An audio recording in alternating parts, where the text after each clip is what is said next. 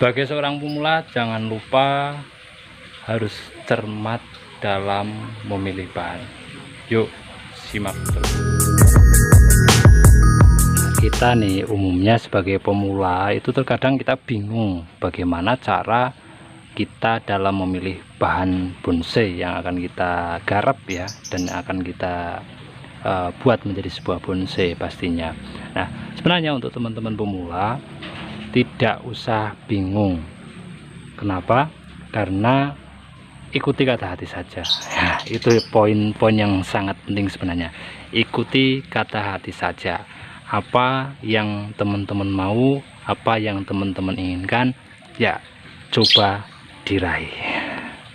Akan tetapi terkadang kita bingung ya, bahan apa dan bagaimana yang harus kita pilih, apalagi dihadapkan saat kondisi misalkan mampir ke teman kemudian melihat bahan kok tiba-tiba hati kita jadi tergoda.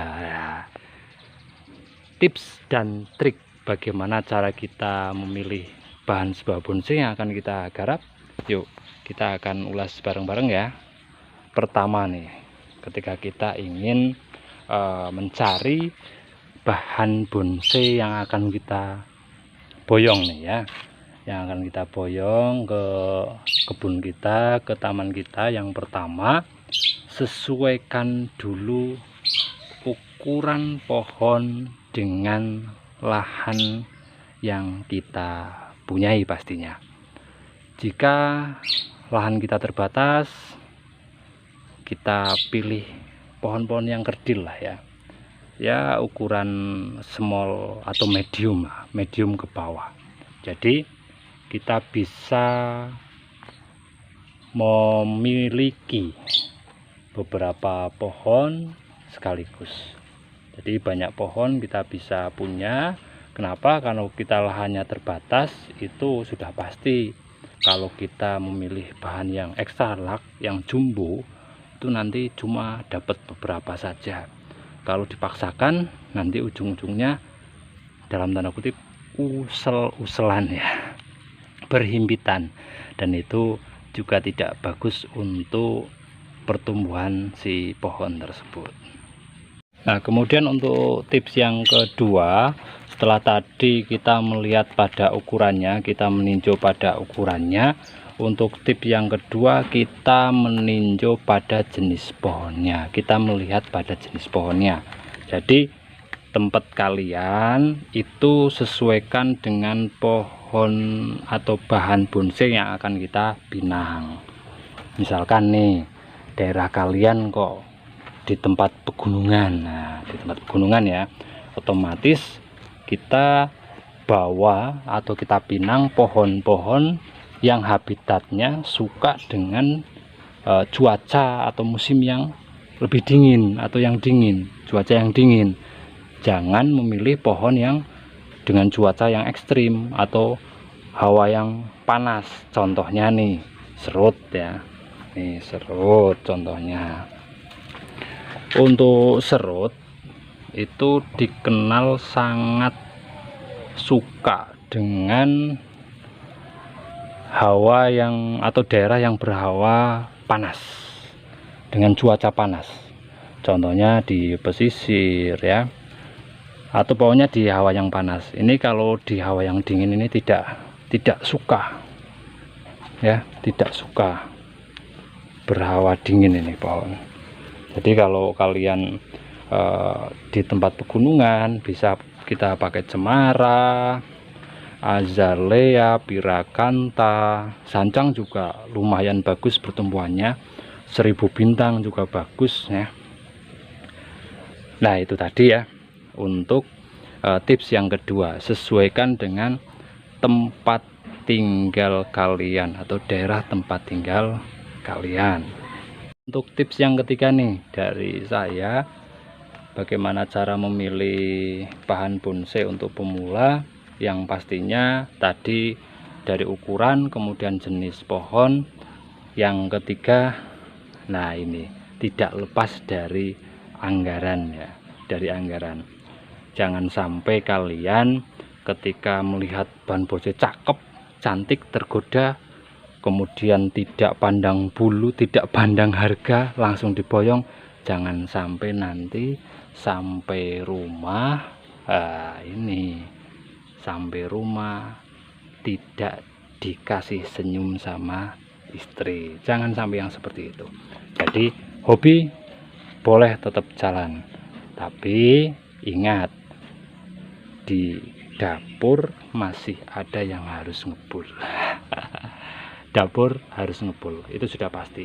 Jadi hobi jangan sampai mengorbankan kebutuhan primer kita, sandang, pangan, dan papan keluarga kita ya. Gimana nih cara mengantisipasi ketika dana kita terbatas? Nah, apa yang kita lakukan? Ya, ketika kita memiliki dana yang terbatas, tidak banyak, dana yang tidak banyak, lebih baik kita memilih bahan-bahan yang mungkin 50% ke bawah. Artinya perakaran sudah bagus, untuk atas nggak masalah sih. Nah, ada beberapa yang tanya ya di kolom komentar, Mas, bagaimana kalau kita dihadapkan pada bahan yang memiliki cabang bagus tapi perakarannya jelek, atau memiliki akar bagus tapi percabangan kurang maksimal? Menurut saya sih lebih baik akarnya yang bagus, atasnya kita bisa bongkar-bongkar sih, nggak masalah. Jadi yang bagus sih kalau kita memilih bahan, lebih baik kakinya dulu ya. Kenapa? Karena program kaki jauh lebih susah daripada program atas. Kenapa? Kaki itu kan jarang kita lihat. Nah, sedangkan atas kita menengok sedikit, sudah kelihatan kan, seperti itu. Jadi kaki dilihat, oh sudah maksimal, walaupun atasnya belum maksimal, mending pilih yang kakinya sudah maksimal. Itu menurut saya.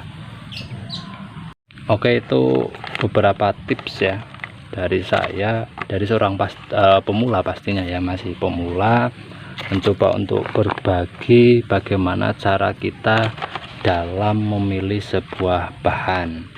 Jangan sampai lupa, keinginan kita terkadang mengalahkan segalanya, ego kita mengalahkan segalanya. Jadi ketika melihat pohon yang bagus, jangan langsung tergoda sepenuh hati ya, karena bisa menutupi logika kita sebenarnya ya, bisa menutupi logika kita. Misalkan nih, kita di dompet punya uang 500 nih, begitu lihat bahan yang bagus, wah, kemudian tanya itu harganya berapa, oh itu cuma 400. Nah, dalam hati, ini bahan bagus nih, cuma 400. Nah, langsung sikat saja lah. Begitu pulang, uangnya tinggal 100. Nah, bagaimana nih nasibnya 1 minggu ke depan, atau 3 hari ke depan? Ini uang 100 cukup nggak untuk 2 hari, untuk 3 hari ke depan? Nah, ini tadi ya, makanya benar-benar kita pikirkan yang matang, gimana kondisi lahan kita, kemudian bahan apa yang cocok di tempat tinggal kita, sesuaikan dana kita, dan lihat bahan bonsai tersebut prospek atau tidak. Oke ya, mungkin cukup sampai di sini untuk tips dan trik bagaimana seorang pemula, teman-teman pemula, untuk memilih bahan bonsai yang akan kita pinang. Sampai ketemu lagi di video selanjutnya. Assalamualaikum warahmatullahi wabarakatuh.